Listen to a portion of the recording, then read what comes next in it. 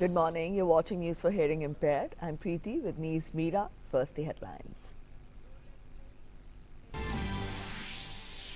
Prime Minister Narendra Modi to offer stress-free examination tips to students all across the country through Pariksha Pe Charcha event 2020 in New Delhi. Lakhs of students, parents and teachers have shared their inputs and suggestions with Prime Minister for the event. BJP Working President JP Nadda likely to be elected party president today after completion of electoral process this afternoon.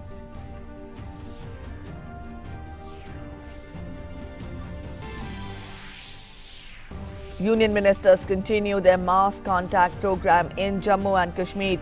Railways Minister Piyush Goyal, Textiles Minister Smriti Irani, Renewable Energy Minister R.K. Singh lead the team of ministers hosting the mega interaction programs with common people.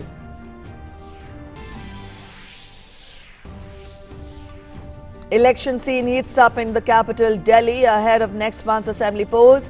Several candidates filed their nomination. Chief Minister Arvind Kejriwal to file his nomination from New Delhi constituency today.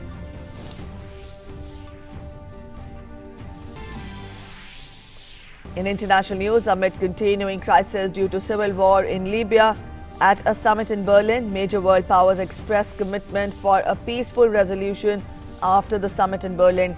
Most of the oil fields remain closed due to raging war between the rival forces.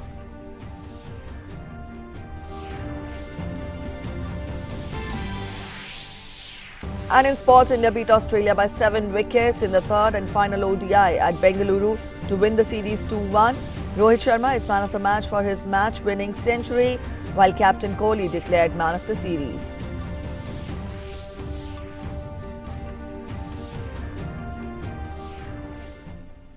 Prime Minister Narendra Modi will interact with students in the third edition of Pariksha Pe Charcha 2020 program at Talkatoora Stadium in New Delhi today.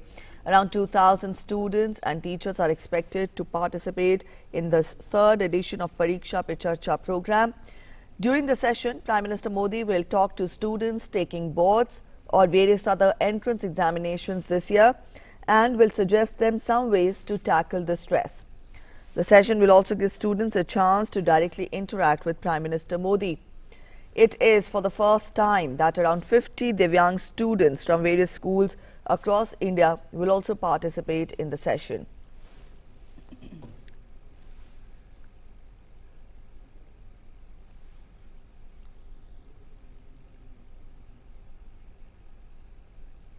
Bharatiya Janata Party will elect its new president today. Nomination process will begin at 10 a.m. and will continue till 12:30 p.m. Names of BJP national president will be announced in the afternoon. BJP's working president JP Nadda is expected to be elected to the post unopposed. Nadda's decades-long experience in the organization and clean image are seen as his strength. Continuing their mission of special public outreach program in Jammu and Kashmir, 9 union ministers visited 10 blocks of 6 districts in Jammu division on Sunday. The union ministers met people on ground and sought their feedback on various development initiatives and schemes. Under this outreach program, Union Minister Piyush Goyal said that the centre would come out with an industrial package for the Union Territory of Jammu and Kashmir soon and expressed hope that it would attract large amounts of investment to the valley. Piyush Goyal, who was in Akhnur on Sunday as part of a week-long public outreach program, also highlighted the benefits of abrogation of Article 370.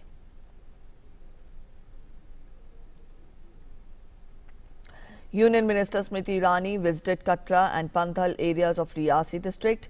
While interacting with people, the Union Minister said that the government has taken a lot of measures for development of Jammu and Kashmir. She also said that it was first time in the history of Jammu and Kashmir when 19 lakh metric tons of apples were purchased from farmers through NAFED.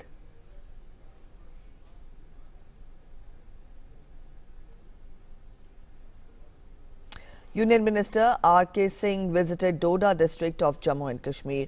After interacting with people, Union Minister said that the government is taking comprehensive measures for development of Jammu and Kashmir. Union Minister of State for Finance and Corporate Affairs Anurag Thakur said that after abrogation of Article 370, Jammu and Kashmir has witnessed many developmental programs. He also said that outreach program in Jammu and Kashmir will help the government identify the problems of the state and work on it.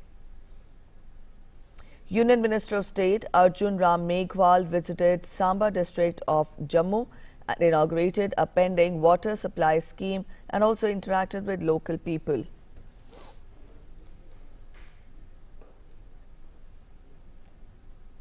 Under for Public Outreach Program, Union Minister of State for Health and Family Welfare Ashwini Kumar Chaubey visited a village, Ghagwal, in district Samba and met with the BDC chairman, Sarpanches, locals and farmers and listened to their problems and demands and assured for disposal of within time framework after the discussion with concerned cabinet ministers sitting in Parliament House.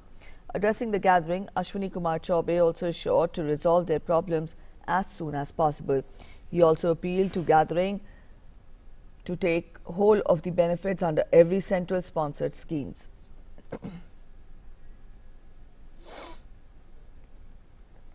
Finance Minister Nirmala Sitharaman said that Citizenship Amendment Act is an attempt to provide people a better life.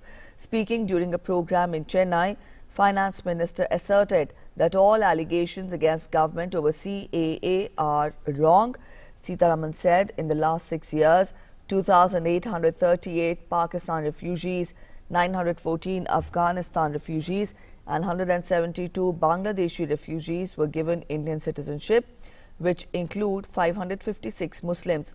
She further said that from 1964 to 2008, 4,16,000 Sri Lankan refugees were given citizenship.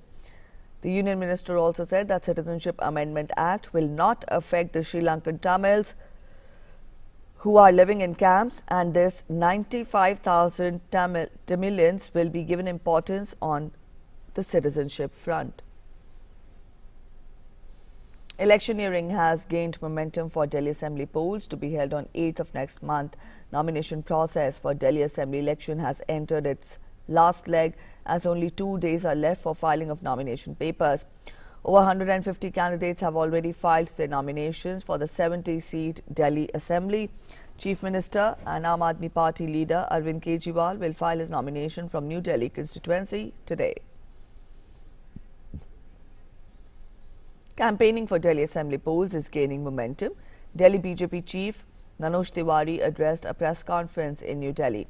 He accused Aam Aadmi Party of protecting the convicts in Nirbhaya case.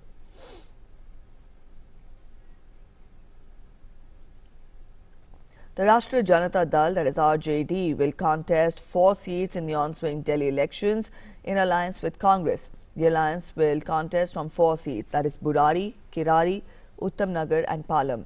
Congress will contest 66 seats this time.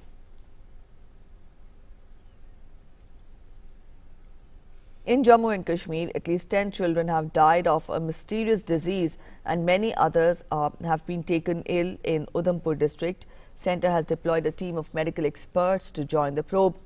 The team will assess Jammu and Kashmir Health Department in ascertaining the cause of deaths and instituting requisite public health measures. The team, upon completion of their activities, will submit a report to Directorate General of Health Services, the Ministry of Health and Family Welfare. District health authorities have appealed to the public not to panic and consult doctors in nearby health centres if there is any case having symptoms of fever, vomiting and low urine output. In international news, world leaders have committed to end the foreign meddling in Libya's war and to uphold a weapons embargo at a summit held in Berlin on Sunday. The presidents of Russia, Turkey and France were among global chiefs signing up to the plan to stop interfering in the war, be it through weapons, troops or financing. But the talks failed to deliver serious dialogue between the warring parties, that is Khalifa Haftar and the head of Tripoli's UN-recognized government, Faiz al-Sarraj. Although both Libyan warring sides were present, they did not meet to sign up to a permanent truce. German Chancellor Angela Merkel said that the two sides were briefed and consulted by the other parties. UN Secretary General, meanwhile, has said that all the major powers present shared a strong commitment to stop any further escalation in the region. Libya has been racked by conflict since 2011 uprising, which ousted long-time strongman Muammar Gaddafi.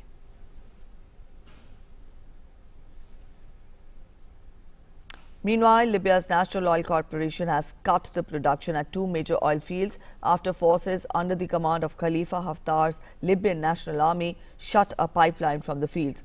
The closure, which follows a blockade of major eastern oil ports, risks taking almost all the country's oil output offline.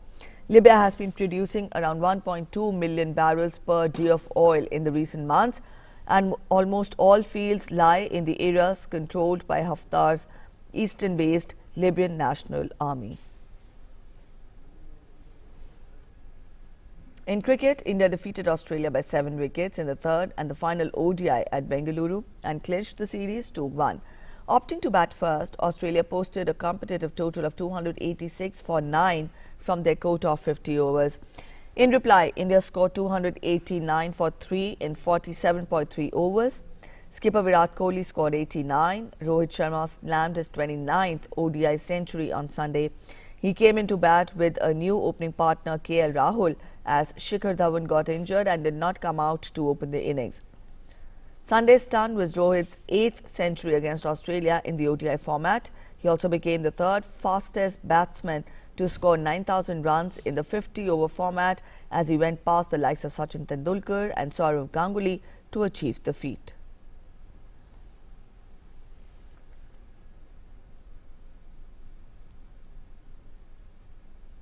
That's it in this edition of the News This Hour. Thanks for watching. Namaskar.